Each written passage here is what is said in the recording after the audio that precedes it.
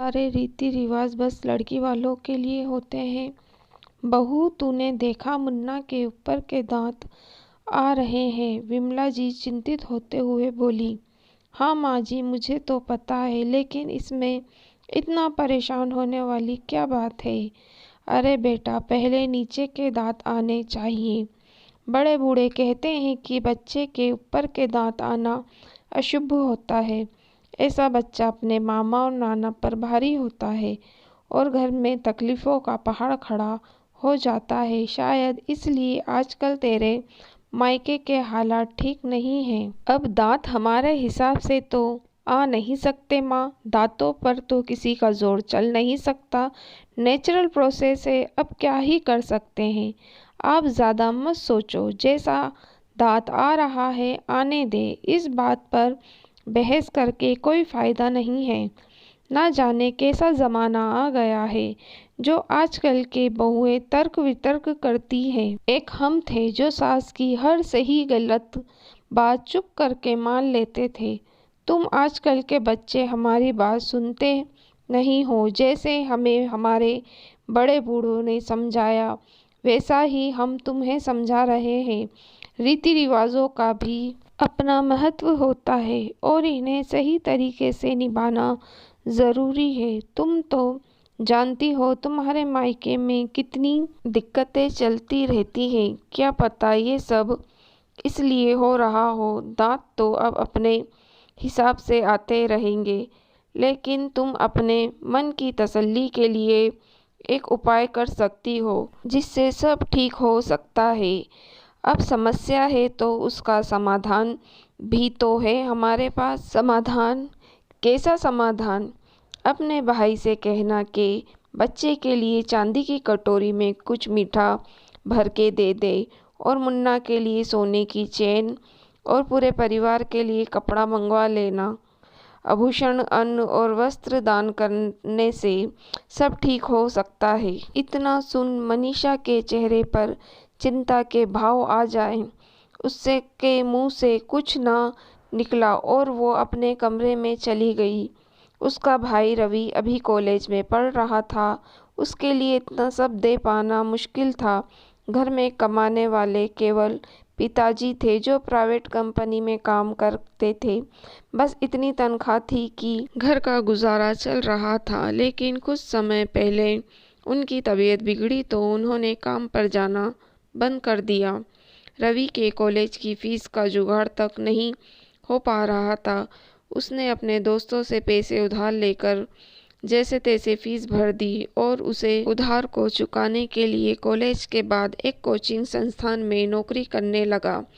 इन सब बातों से मनीषा भली भांति परिचित थी, लेकिन सास की बातों ने उसके दिमाग में उथल पुथल मचा दी थी। अपने मायके में आई समस्याओं को अब मनीषा अपने बच्चे से जोड़कर देख रही थी।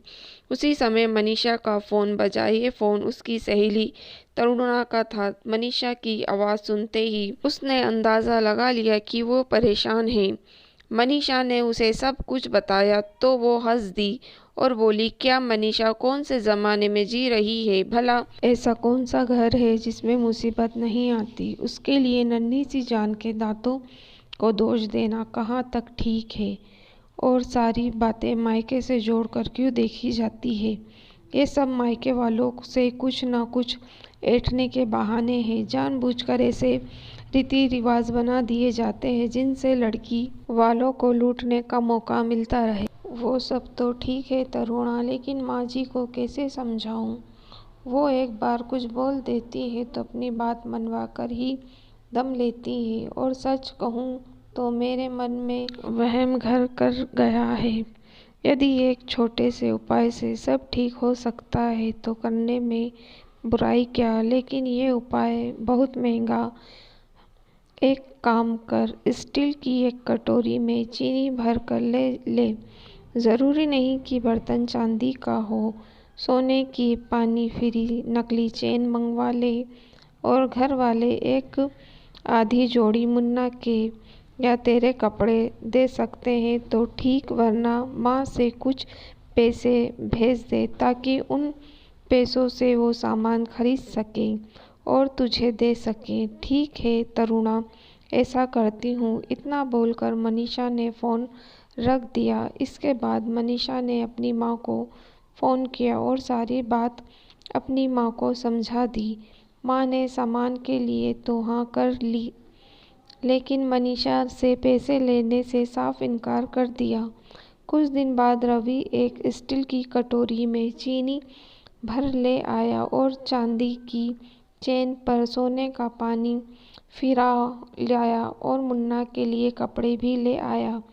रवि को अचानक देख मानव थोड़ा हैरान था और जब उसे पता लगा कि मानव अपना कॉलेज से छुट्टी कर कर और खर्चा करके इतना सब लाया है तो उसे बहुत दुख हुआ। रवि के घर के हालात मानव को अच्छे से पता थे। ज़्यादा दुख उसे इस बात का था कि मनीषा ने बिना वजह रवि का खर्चा करवा दिया।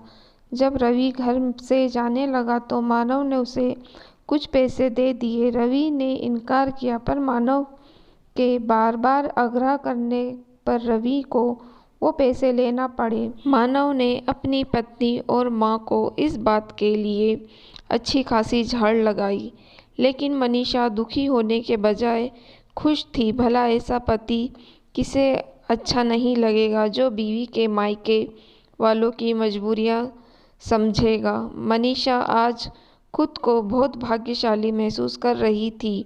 दोस्तों, हमारे समाज में एक दो नहीं, न जाने ऐसे कितने रीति रिवाज बना दिए हैं जो बेटी के माता पिता पर अनावश्यक बोझ डालते हैं। कई बार लड़की गरीब परिवार से होती है और माता पिता इतने सारे रीति रिवाज को निभा नहीं पाते। ऐसे में लड़की को ससुराल पक्ष से तीखी बातें सुननी पड़ती है। कहानी में मानव ने मानवता का परिचय दिया, लेकिन असल जिंदगी में मानव जैसे लोग कम हैं और ऐसे लोग ज़्यादा हैं जो लड़कियों वालों की मजबूरी को नहीं समझते और मौके की तलाश में रहते हैं। किस बात पर लड़की वालों के सामने अपनी मांग रख सके ये गलत है और हमें इस सोच को बदलना होगा और इसकी शुरुआत हमें अपने आप से और अपने परिवार से करनी होगी।